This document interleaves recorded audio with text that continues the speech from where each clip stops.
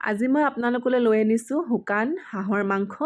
থলুৱা পদ্ধতিত আমি যেনেকৈ বনাওঁ এয়া হৈছে হাঁহৰ মাংস আৰু আটাইতকৈ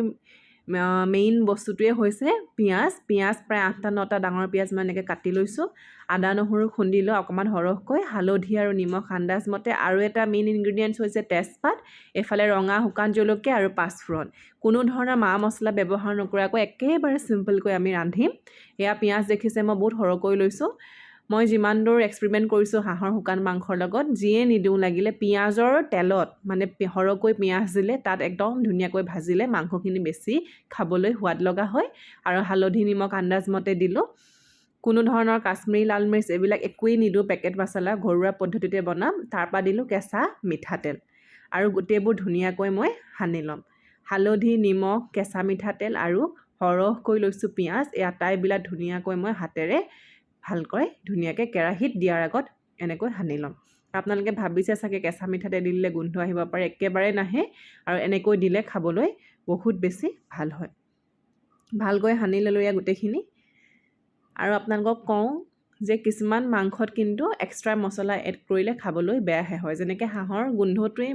হৈছে হাঁহৰ মাংসৰ মেইন জুতি গতিকে ইয়াত আকৌ আমি বেলেগ মছলা দি পেলাই হাঁহৰ অৰিজিনেল যিটো গোন্ধ সেইখিনি আমি যদি নাইকিয়া কৰি দিওঁ হাঁহৰ মাংসকণ খাবলৈ ভাল নালাগে এতিয়া মই ইয়াত দিলোঁ পাঁচফোৰণ মিঠাতেল দিলোঁ আন্দাজমতে তাৰপিছত দিছোঁ পাঁচফোৰণ তেল মাৰিলোঁ এফালে ৰঙা জলকীয়া দিলোঁ আৰু এফালে দিলোঁ তেজপাত আৰু হাঁহৰ মাংসত আমি গাঁৱত যেনেকৈ ৰান্ধে আমাৰ মা বা আইতাসকলে তেজপাত কেইখিলামান ব্যৱহাৰ কৰি আৰু তেজপাতৰ গোন্ধ হাঁহৰ মাংসৰ লগত মিলে এতিয়া মই কি কৰিম যিখিনি হাঁহৰ মাংস মই ধুনীয়াকৈ সানি থৈছিলোঁ পিঁয়াজ দি পেলাই দি দিম এয়া দেখিছে মই আকৌ পিঁয়াজ আদা নহৰু তেলত কিন্তু নাই দিয়া অকল পাঁচফোৰণ জলকীয়া আৰু তেজপাত দিলোঁ পিঁয়াজখিনি যেনেকৈ সানি থৈছোঁ তেনেকৈ দি দিলোঁ আদা নহৰুটো মই কি কৰিম 70% মাংসখিনি সিজাৰ পিছতহে আদা নহৰুখিনি এড কৰিম তেতিয়া আদা নহৰুৰ বৰ ধুনীয়া গোন্ধ এটা থাকে এনেকৈ মই ঢাকন লগালোঁ মাজে মাজে মই ঢাকন লগাই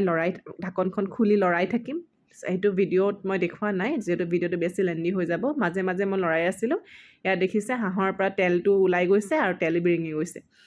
এতিয়া আকৌ মই এনেকৈ লৰাম 70% অলম'ষ্ট হাঁহখিনি মানে সিজি গ'ল 70% হাঁহ সিজিছে এয়া দেখিছে ধুনীয়াকৈ তেলত আৰু বহুত বেছি ধুনীয়া গোন্ধ আহিছে পিঁয়াজখিনিও গলি গৈছে এতিয়া মই ইয়াত এড কৰি দিম আদা আৰু নহৰু খুন্দি লোৱাখিনি তেলত কেতিয়াবা আদা নহৰুখিনি বহুতে দিয়ে কিন্তু মই যিমান দূৰ মানে ন'টিছ কৰিছোঁ তেলত দি দিয়াৰ লগে লগে আদা নহৰুৰ যিটো গোন্ধ আমি বিচাৰোঁ মাংসৰ মাজত সেই গোন্ধটো প্ৰায় নোহোৱা হৈ যায় বহুত সৰহকৈ দিলেও নোহোৱা হৈ যায় গতিকে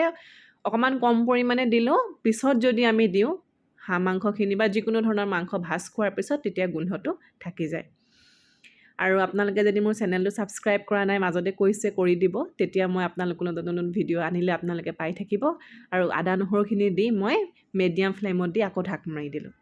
তাৰপাছত মই খুলিলোঁ খোলাৰ পিছত দেখিছে বহুত ধুনীয়া গোন্ধ আহিছে ৰঙো বহুত ধুনীয়া হৈছে আৰু মই এয়া দেখিছে গাৰ্নিছ কৰি পেলাই আপোনালোকক দেখাইছোঁ খিৰিকী কাষত মই ভিডিঅ'টো কৰোঁ কাৰণে মাংসৰ অৰিজিনেল যিটো কালাৰ সেইডোখৰত নাহে এতিয়া মই অন্য এটা জেগালৈ আনি পেলাই এয়া দেখাইছোঁ হাঁহৰ মেইন ৰংটোৱে হৈছে এই যে অলপমান ক'লা নিচিনা ৰং আহে সেইটোৱে হৈছে হাঁহ মাংসৰ মেইন ৰং আৰু